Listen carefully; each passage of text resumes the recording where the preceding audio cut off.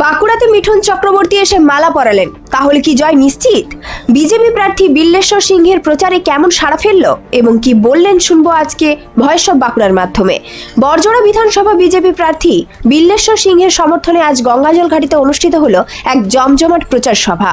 এই সভার মূল আকর্ষণ ছিলেন জনপ্রিয় অভিনেতা ও রাজনৈতিক ব্যক্তিত্ব মিঠুন চক্রবর্তী। তিনি হেলিকপ্টার থেকে নামতেই চারপাশে তৈরি হয় উৎসবের আবহ।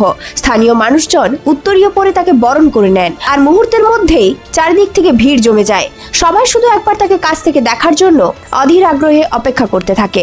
গঙ্গাজল ঘাটির রাস্তাঘাট যেন পরিণত হয় জনসমুদ্রে।